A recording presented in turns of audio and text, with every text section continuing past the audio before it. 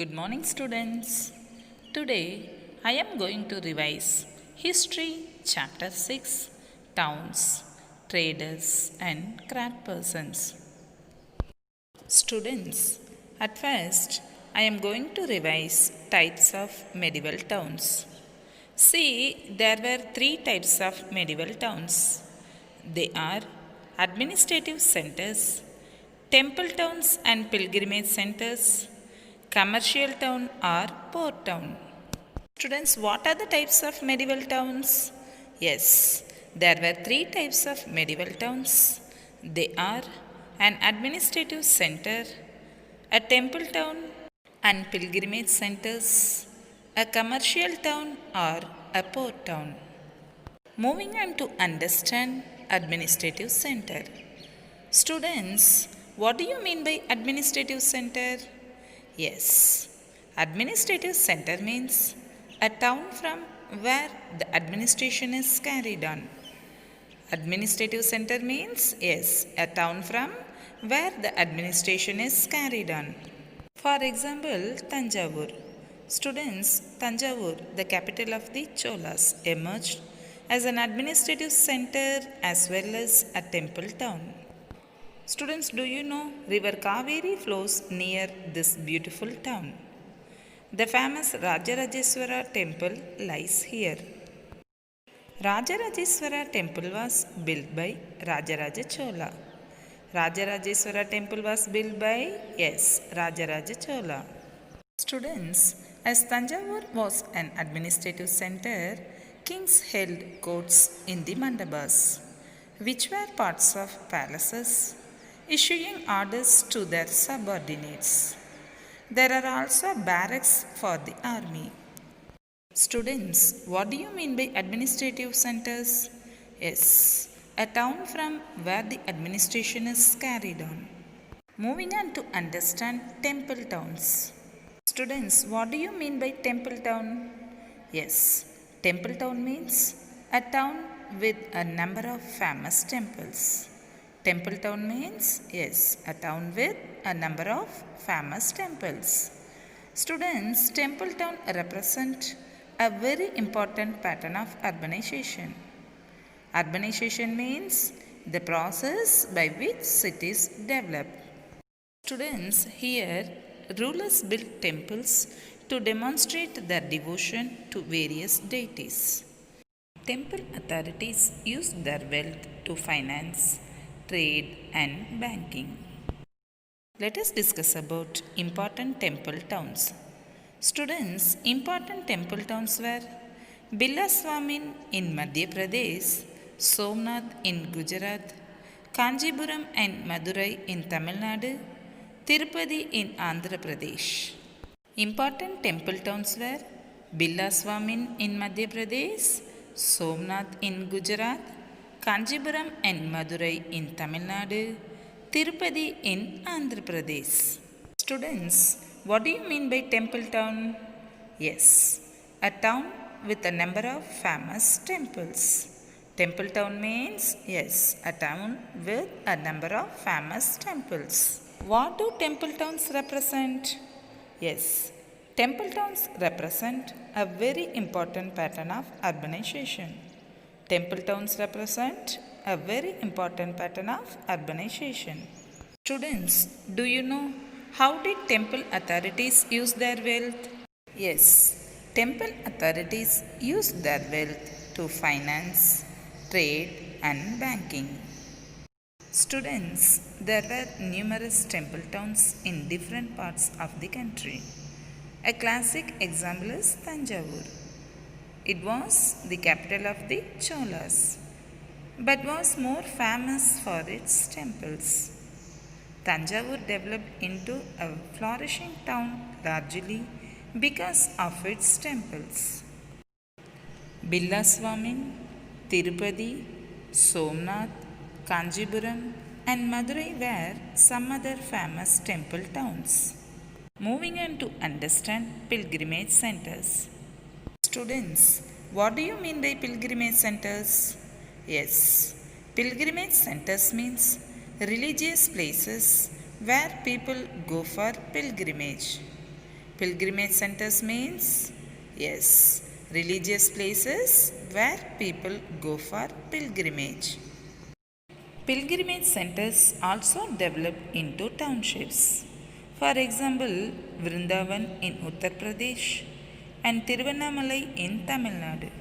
Students, pilgrimage centers slowly turned into towns.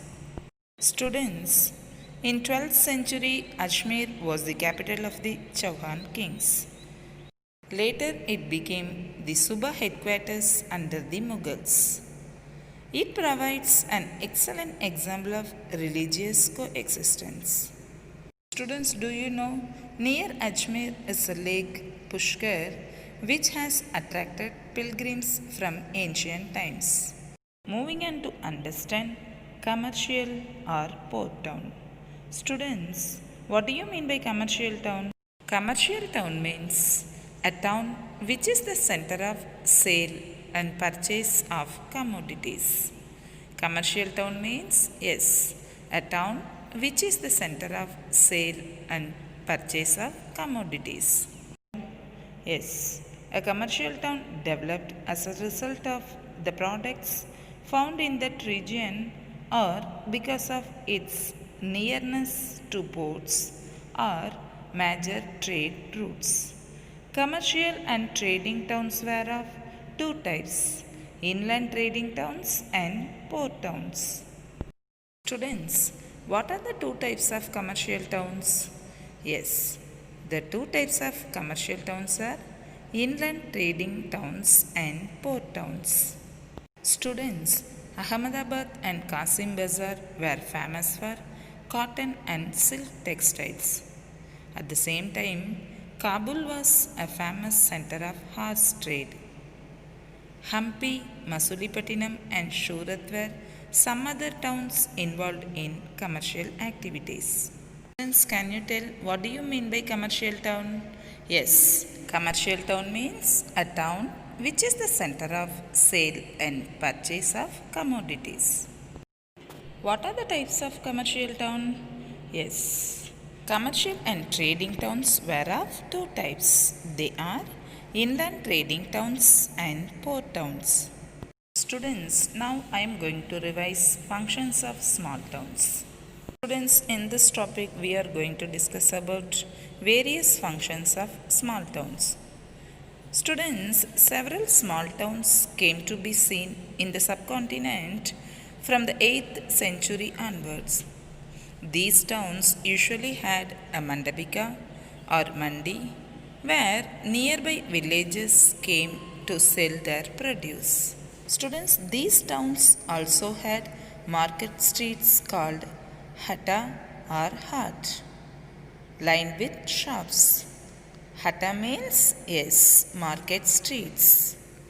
There were also streets for different kinds of artisans such as potters, oil pressers, sugar makers, toddy makers, etc. See, many traders came from far and near to these towns to buy local articles and sell products of distant places such as salt, horse, etc. Students, mention some articles of trade on which temple authorities collected taxes. Yes, sugar and jaggery, dyes, thread and cotton, coconut, salt, butter, and cloth. Students, now I am going to revise last wax technique. Students, in medieval period, last wax technique was used to make Chola's bronze statues. This technique involved several stages. What are the stages? Yes. First of all, an image was made of wax. Then this was covered with clay and left in sun to dry. Next, it was heated and a tiny hole was made in the clay cover. Then the molten wax was drained out through this hole. After that, The molten metal was poured into the clay mold through the hole. Once the metal cooled and solidified, the clay cover was carefully removed and the image was cleaned and polished. Students, this technique was known as last wax technique. Students, what do you mean by bronze? Yes, bronze is an alloy containing copper and tin. Bronze is an alloy that contains, yes, copper and tin. Students, do you know bell metal contains a greater proportion of tin than other kinds of bronze? This produces a bell like sound. Students, what is bell metal? Yes, bell metal contains a greater proportion of tin than other kinds of bronze. This produces a bell like sound. Moving on to understand trade activities of the big and small traders. Students, there were many kinds of traders. These included the Banjaras and several traders, especially horse traders. The traders usually traveled in caravan and formed guilds to protect their interest. There were several such guilds in South India from the 8th century onwards. The most famous guilds are Manigramam and Nanadesi. Manigramam and Nanadesi are famous guilds. Students, these guilds traded extensively both within the peninsula and with Southeast Asia and China. Students, there were also communities like the Chettiars and the Marwari Oswal who went on to become the major trading groups of the country. Students, can you tell what is bronze? Yes, bronze is an alloy that contains copper and tin.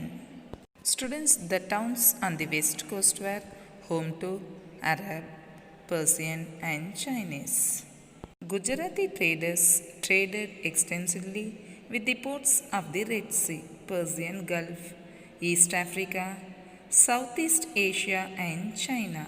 Students, they sold textiles and spices in these ports and in exchange brought gold and ivory from Africa and spices, tin, Chinese blue pottery and silver from Southeast Asia and China.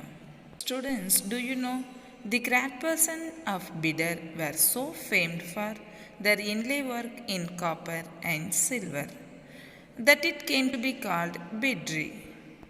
What were craftspersons of Bidar famous for? Yes, they were famous for their inlay work in copper and silver. Moving on to understand architecture of Hampi. Students, Hampi is situated on the bank of river Tungabhadra in Karnataka. Hampi was the capital of the Vijayanagar Empire. Students, Hampi was an important center of the cotton and spice trade. In the 15th and 16th centuries, European merchants used to buy these goods from the rich markets of Hampi. Hampi also traded with Persia, Arabia, Burma, China, and the numerous islands in the Indian Ocean. Traders from faraway lands visited Hampi from time to time to buy and sell goods. Students, Hampi was a well fortified city. It also had many beautiful temples. The rulers used the money from trade to build temples. Hampi was a well fortified city. No mortar or cementing agents was used in the construction of these walls. The technique followed was to wedge them together by interlocking. Students, the buildings in the royal complex had splendid arches, domes, and pillared halls with niches for holding sculptures. They also had well planned orchards and pleasure gardens with sculptural motifs such as the lotus, and cabals. Students, temples were the hub of cultural activities. See, temple dances known as Devadasis performed before the deities. Students, do you know the Mahanavami festival was one of the most important festivals celebrated at Hampi? The Mahanavami festival was, yes, one of the most important festivals celebrated at Hampi. Students, Hampi fell into ruin following the defeat of Vijayanagara in 1565 by the Deccani Sultans. Students, now we are going to discuss about Surat. Students, Surat in Gujarat is situated on the bank of river Tabi. It was an important port and trading town during the medieval period. Surat was a commercial town. Surat in Gujarat was the emporium of western trade during the Mughal period. Emporium means a place where goods from diverse production centers are bought and sold. Surat was the gateway for trade with West Asia via the Gulf of Amos. Students, Surat has also been called the gate to Mecca because many pilgrim ships set sail from here. Students, Surat was a cosmopolitan city. In the 17th century, the Portuguese, Dutch, and English had their factories and warehouses at Surat. Students, in Surat, several retail and wholesale shops could be found. These shops sold cotton textiles. Students, do you know Surat were famous for their gold lace borders? For example, Zari. Zari had a market in West Asia, Africa, and Europe. The Mahajans had huge banking houses at Surat. Students, can you tell why was Surat been called the gate to Mecca? Yes, Surat has been called the gate to Mecca because many pilgrim ships set sail from here. Surat has been called the gate to Mecca because, yes, many pilgrim ships set sail from here. Students, what were the textiles of Surat famous for? Yes, the textiles of Surat were famous for their gold lace borders. For example, Zari. Yes, the textiles of Surat were famous for their gold lace borders. For example, Zari. Students, now we are going to discuss about Masulipatanam. Masulipatanam is situated on the bank of river Krishna. Masulipatanam is situated, yes, on the bank of river Krishna. It was founded in the 14th century. Essentially a port town, it was also called Machilipatnam because the gateway to the town was decorated with the eyes of a fish. Machli means, yes, fish. The French, English, and Dutch traded from Masulipatanam during the 17th century. It was the main port of the kingdom of Golconda. Students, do you know Masulipatanam is famous for its kalamkari work? Masulipatanam is famous for its kalamkari work. The word kalam means pen. The word kari means work. It refers to a method of painting natural and vegetable dyes on to cotton or silk fabric with a bamboo pen. Masulipatanam was a major trading center for kalamkari textiles. When Bombay, Calcutta, and Madras became trading ports of the Europeans, Masulipatanam lost its importance. Students, do you know why did the Dutch and English East India companies attempt to control Masulipatanam? Yes, because Masulipatinam became the most important port on the Andhra coast. Moving on to understand new towns and traders. Students in the 16th and 17th centuries, European countries were searching for spices and textiles, which had become popular both in Europe and West Asia. At the same time, the English, Dutch, and French formed East India companies in order to expand their commercial activities in the East. The English emerged as the most successful commercial and political power in the subcontinent. Indian textiles were in great demand in Europe and West Asia. See, more and more people began to engage themselves in the crafts of spinning, weaving, bleaching, dyeing, etc. But the craft persons were no more independent. They now began to work on a system of advances, which meant that they had to weave cloth which was already promised to European agents. Students in the 18th century, Bombay, Calcutta, and Madras became important cities. The Europeans established black towns in these new cities, and merchants and artisans were made to move there. At the same time, the white rulers occupied the superior residences of Fort St. George in Madras or Fort St. William in Calcutta. Students in the 15th century, Vasco da Gama, a Portuguese sailor, sailed down the African coast, went round the Cape of Good Hope, and crossed over to the Indian Ocean. Students, who was Vasco da Gama? Yes, Vasco da Gama was a Portuguese sailor. Students, what was the system of advances?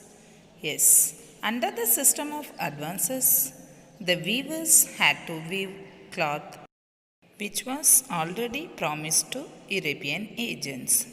Students, name the residence meant for the white rulers in Madras. Yes, Fort St. George. Students, name the residence meant for the white rulers in Calcutta. Yes, Fort St. William. Students, do you know why was Surat been called the gate to Mecca? Yes, Surat has been called the gate to Mecca because many pilgrim ships sail from here. Students, now I am going to revise dateline. At first, in 1336, students, in 1336, Vijayanagar Empire was founded. Hampi was the capital of the Vijayanagar Empire. In 1336, yes, Vijayanagar Empire was founded. Next, 1565. Students, in 1565, Vijayanagar Empire was defeated. In 1565, Vijayanagar Empire was defeated. Next, 1704. Students, in 1704, Murshidabad became the capital of Bengal. In 1704, Murshidabad became the capital of Bengal. Students, now I am going to revise match the followings. At first, we have Kanjipuram. Kanjipuram is a temple town. So, Kanjipuram, a temple town. Next, we have Banjaras. Banjaras means yes, traders. Banjaras, traders. Next, Manigramam and Nanadesi. Students, Manigramam and Nanadesi are famous gills. Manigramam and Nanadesi are, yes, famous gills. Next, we have Saliyar and Kekollars. Students, Saliyar and Kekollars are weavers communities. Saliyar and Kekollars are weaver communities. Next, number 5, Domingo Peace. Students, Domingo Peace was a Portuguese traveler. So, Domingo Peace is a Portuguese traveler. Next, number 6, Devadasis. Students, temple dances known as Devadasis.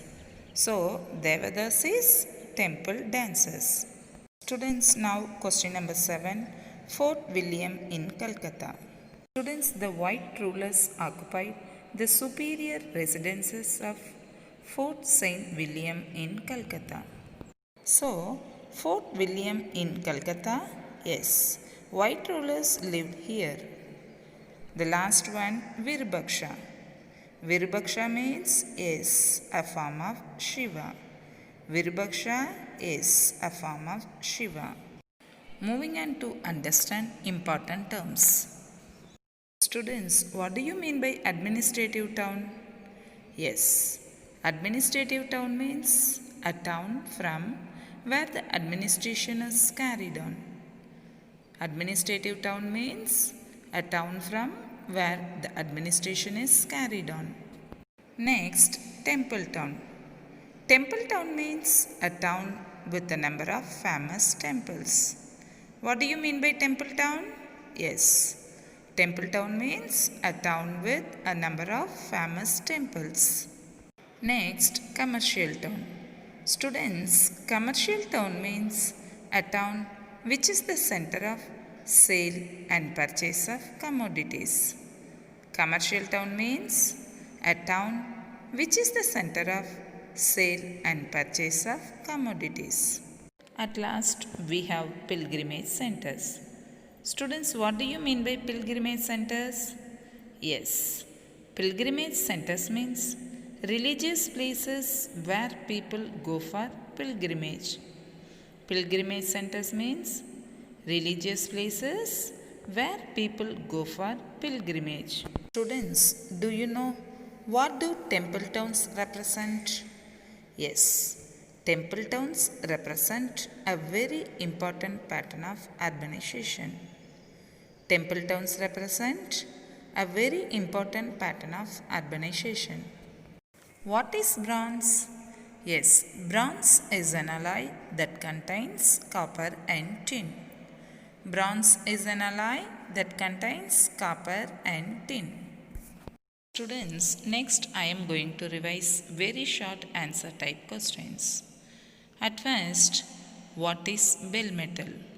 Students, bell metal contains a greater proportion of tin than other kinds of bronze. This produces a bell-like sound. Bell metal contains a greater proportion of tin than other kinds of bronze. This produces a bell-like sound. Now, question number 2. How did temple authorities use their wealth? Students, temple authorities use their wealth to finance, trade, and banking. They use their wealth to finance, trade, and banking. Now, question number 3. Students, what did the Indian traders bring from Africa? Yes, the Indian traders brought gold and ivory from Africa. The Indian traders brought gold and ivory from Africa. Now, question number 4. What were the textiles of Surat famous for? Yes, the textiles of Surat were famous for their gold lace borders. For example, zari. The textiles of Surat were famous for their gold lace borders. Example, zari. Students, next question number 5. Why has Surat been called the gate to Mecca? Students, Surat has been called the gate to Mecca because many pilgrim ships set sail from here. Surat has been called the gate to Mecca because many pilgrim ships set sail from here. Students, now I am going to revise short answer type questions. At first, what is last wax technique? Students, last wax technique was used to make Chola bronze statues. This technique involved several stages. What are the stages? Yes. First of all, an image was made of wax. This was covered with clay and left in sun to dry. Next, it was heated and a tiny hole was made in the clay cover. Then, the molten wax was drained out through this hole. Next, the molten metal was poured into the clay mold through the hole. Once the metal cooled and solidified, the clay cover was carefully removed and the image was cleaned and polished. Students, this technique was known as last wax technique. Students, now we are going to discuss about various functions of small towns. Describe various functions of small towns. Students, several small towns came to be seen in the subcontinent from the 8th century onwards. These towns usually had a mandapika or mandi, where nearby villages came to sell their produce. Students, these towns also had market streets called hatta or hut, lined with shops. Hatta means, yes, market streets. Students, there were also streets for different kinds of artisans such as potters, oil pressers, sugar makers, etc. Students, here many traders came from far and near to these towns to buy local articles and sell products of distant places such as salt, horse, etc. Students, what did the Indian traders bring from Africa? Yes, they brought gold and ivory from Africa. Friends, now we are going to discuss about how did the system of advances snatch the freedom of the weavers.